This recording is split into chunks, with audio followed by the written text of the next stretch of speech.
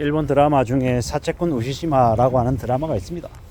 흔히 얘기하는 그 사채를 쓰고 빚을 지고 갚지 않는 사람들을 쫓아가서 그 빚을 받아내는 사람이죠. 빚을 받아내는 사람입니다. 흔히 얘기하는 사채꾼이라고 얘기하죠. 되게 살벌하고 악랄하고 무서운 존재들인 거죠. 그렇게 사람들에게 이제 다가가서 험악한 이제 모습들을 보이기도 하는데, 잘 생각해 보면 채권자가 나쁜 사람인가 채무자가 나쁜 사람인지 잘 좀 생각해 볼 필요가 있습니다. 채무자가 나쁜 사람이죠. 자신이 진 빚을 갚지 않는 사람이 나쁜 사람인 거고, 사채꾼 우시시마라고 하는 일본 드라마에서 볼 때는 우시시마가 되게 나쁜 사람인 것처럼 내비추시지만 실제로는 그보다 더 나쁜 사람은 빚진 사람이다 라고 생각하고요. 지금의 시대에 무수히 많은 채무자들이 이제 생겨나고 있죠. 채무기업이 되기도 하고 채무자가 되기도 하고. 그래서 이제 그들이 제대로 된 이제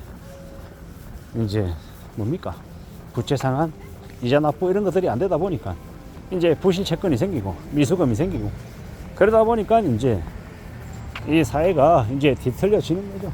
제대로 흘러가지 않고 많이 망가지고 많이 혼란스러워지더라는 거예요. 우리는 잘 생각해 볼 필요가 있습니다. 잘 따져볼 필요가 있습니다. 우리가 살아가는 시대, 우리가 살아가는 이 현실들을 어떻게 내다보는 게 좋겠습니까? 그냥 뭐 어떻게 되겠지 이러면서 나 몰라라고 놔버리는 사람들이 어떻게 됩니까?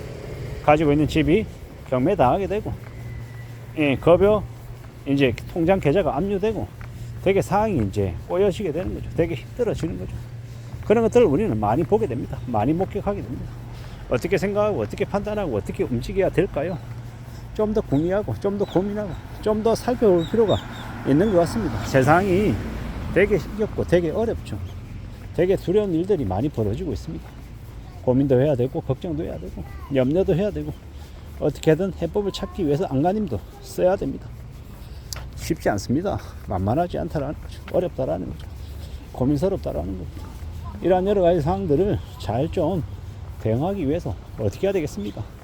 빚지면 안 된다라는 거. 그리고 뭐 부득불 꼭 해야 되어서 빚을 졌다라고 하면 그 빚을 최대한 빨리 갚기 위해서 안간힘을 써야 된다라는 겁니다.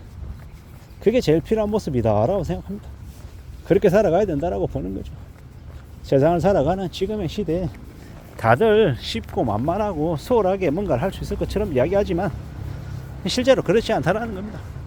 세상을 너무 우습게 보고 너무 만만하게 생각하고 그러다 보면 상황이 되게 꼬이게 되고 되게 혼탁스러워지고 되게 이상해질 가능성이 큽니다. 지금의 시대는 너무 많은 미친 개또라이들, 사기꾼들, 정신 나간 놈들이 활개치고 있죠. 그런 이들 사이에서 자기도 부자가 돼 보겠다고, 쉽게 돈 벌어 보겠다고 욕심부리다가 패가 망신하는 이들도 많고, 사채꾼 우시지마 같은 이 사채꾼한테 이 뜯기는 혼나는 사람들도 많습니다. 사채꾼 우시시마가 되게 늘어난다라고 저는 생각하는데요. 그게 무슨 얘기냐?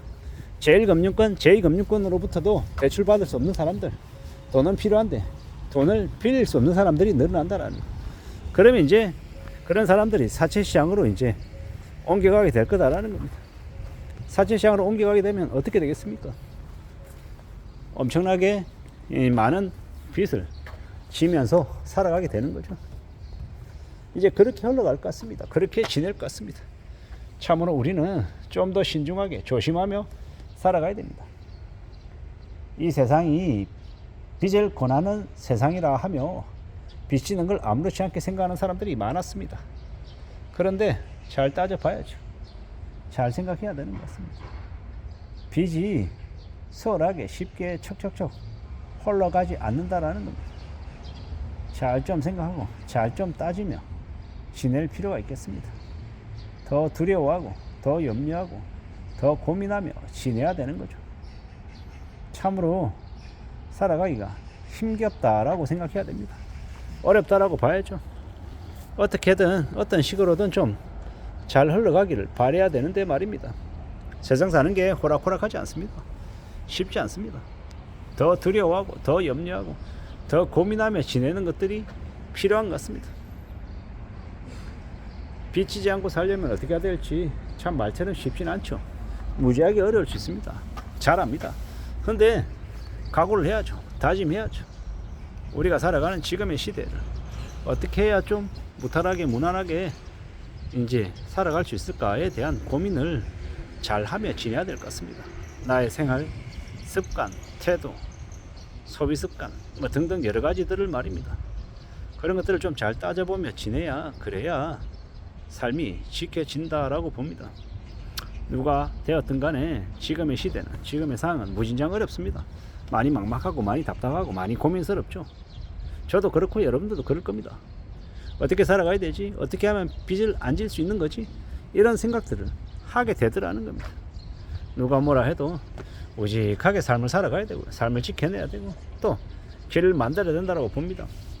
누가 뭐라 하든 간에 우리의 삶을 잘 지켜내기 위해서 잘 또 앞으로 전진하기 위해서 어떻게 해야 되겠습니까? 어떻게 지내야 되겠습니까? 만들어 가야죠. 헤쳐나가야죠. 각오를 다져야죠. 이겨내야죠. 누가 뭐라 하든 간에 잘 이제 만들어가는 게 필요하다고 보는 겁니다. 우직하게 살아가야 되고요.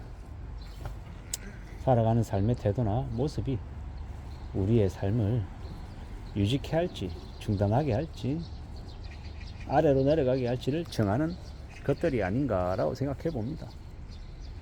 사채 시장이 늘어날 거다라는 것, 사금융이 늘어날 거다라는 건 앞으로 피할 수 없는 사실인 것 같다.